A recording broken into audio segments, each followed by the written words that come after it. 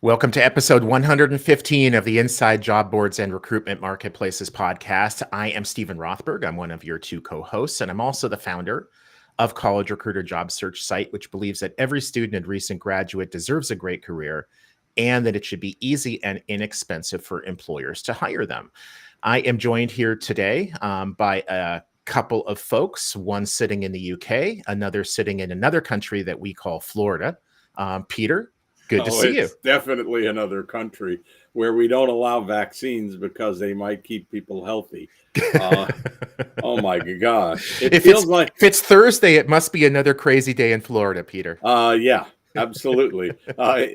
It feels like just yesterday we were talking about how it was the beginning of September and fall is in the air. I see you're wearing your sweatshirt. Meanwhile, it's 85 degrees in my office, or for those of you in the UK, that's about 30, 31. It's pretty hot. It's pretty hot in here. For those of you in the UK, that's the weather in Spain.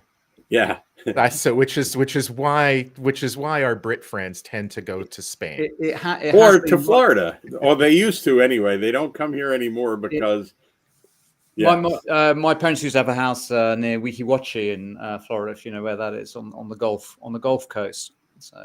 The Gulf of Mexico. Oh, Mexico. Okay. I'm Peter Zollman. I'm with the AIM Group. We do content consulting and conferences for job boards and recruitment marketplaces. We've been at it almost 30 years. And we are joined today by Bill Richards, the owner of WJR Advisory. That just means he's a consultant competing with us. You know, he's worked. We love competition. He's worked for Indeed. He's worked for eFinancialCareers. He's worked for Read Online, and now he's his own boss, which, as you'll find as a consultant, means you have 10 or 20 or 30 bosses, all of them driving you crazy. So welcome to the podcast. Thank you for joining us. And you're going to tell us about AI impacting job boards. We had a great interview a couple of weeks ago with Peter Hogendijk of Aimwell, which has produced a report on how Google's AI overviews are whacking traffic for job boards, especially in the content area, like tell me how to write a resume or a CV.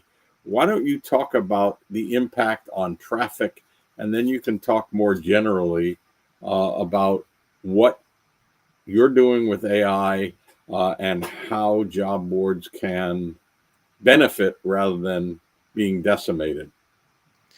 Sure, happy to, Peter. Thank you very much for inviting me. Look, I think it's a whole brave new world. I call it the AI arms race, really, with within the online recruitment space. Inevitably, just over the past couple of years, as we're all aware, the advent of generative AI in particular, the ChatGPTs of this world, is really changing the whole landscape in online recruitment. Referral traffic, where candidates are going, job seekers are going to find their jobs, and inevitably that's having an impact on traffic in many ways within the online recruitment space and in the general search space. I would say, so many more people are using ChatGPT to do their searches online rather than go to a website like Google, I would say, and inevitably, that will have a knock-on impact on how people arrive at job boards and vacancies in general. Bill, are you bearish or bullish? And for those of you keeping count, yes, there were 3 Bs in that question. Are you bearish or bullish on the job board industry because of the advent of AI? I think that's a very good question, Stephen. I would say a little bit of both, actually, if I can have my cake and eat it.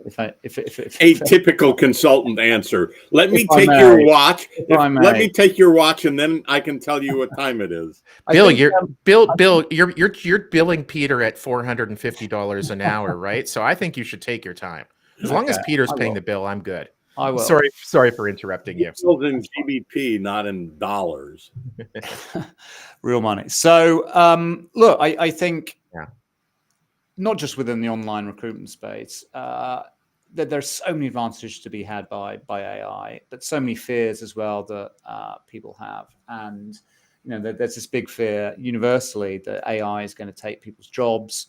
There has certainly been a lot of layoffs, or certainly a lot of layoffs blamed on the adoption of AI in industry, and certainly within the recruitment space that has been happening. I think there's an element of truth to that. I think in recruitment overall, if you are a recruiter working for a staffing firm, you are going to fail. You are not going to succeed if you do not adopt AI to make you more efficient, to automate those processes, those laborious processes, such as sourcing candidates, going through shortlists, updating CRMs, things like that. Apps categorically can be done by AI, but there's still that crucial human element, which AI certainly cannot do. And the same applies to the online recruitment space. There are businesses like Indeed, who I've worked for, who for 20 years have been at the forefront of innovation and machine learning and AI in general.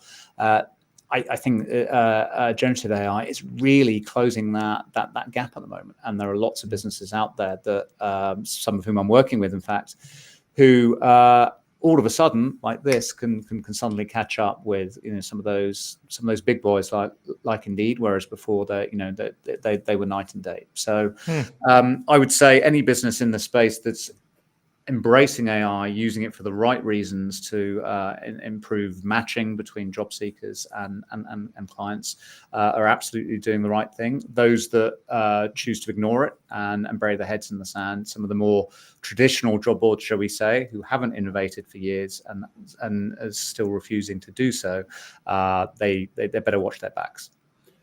Okay, so are you a ChatGPT guy, Perplexity guy, Claude guy? And what do you use AI for personally in a work context? That's a good question. I'm a lazy AI user at the moment, probably. So I go to ChatGPT a lot, and a lot of other sites like LinkedIn, for example, that have that enablement built in.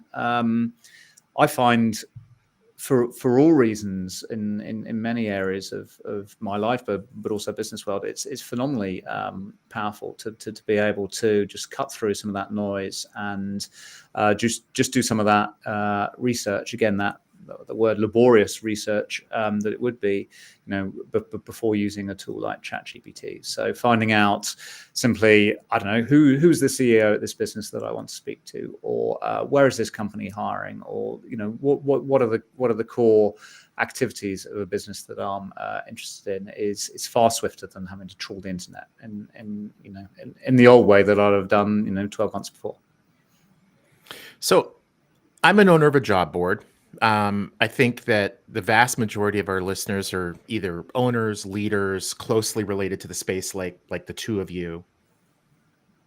I think it's one thing to say, I understand the changes that have happened in our industry.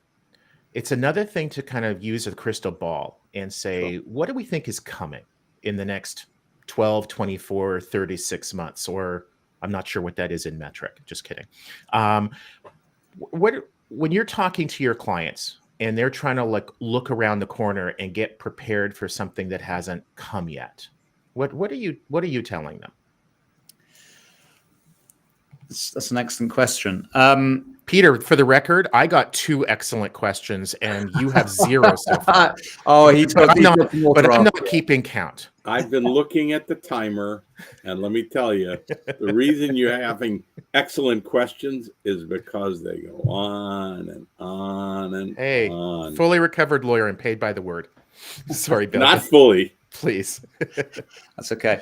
I'm advising my clients to innovate and to really I guess speculate about what that future state should look like, how they can improve that the online recruitment journey. Right? It's to your point, it's very easy to look back and You look at recessions, for example, which seem to happen every 10 years. So it's very easy to assume that there'll be and largely that has been the case. Every 10 years, there's a recession of some sort.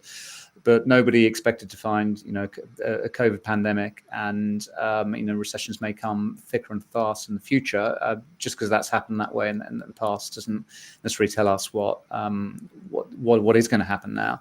And for me, when it comes to AI, is, again, I use this phrase, the AI arms race. It's whilst AI can be so powerful and so useful for a job seeker for identifying new opportunities, or for a client, trying to hire better or more rapidly.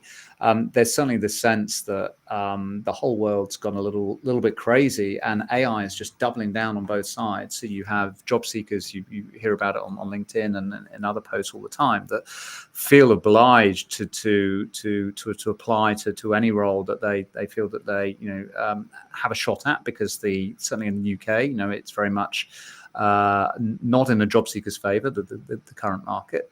But of course, that exacerbates the problem for clients when, ideally they would be receiving, 20 or 25 quality applications, yet they're receiving 200, 300, 500. So equally, they're having to use AI to sort the wheat from the chaff and try to determine which are the best candidates who apply for their jobs. So whilst AI is assisting both those processes, both sides of that equation, it's just exacerbating the problem. And what we need to do, I believe, is to find a solution to actually pare back that activity and use AI to better match the right job seekers with the right opportunities. And so that is certainly the holy grail in my opinion, and certainly some of the businesses I'm working with, that's what I'm trying to help them advise.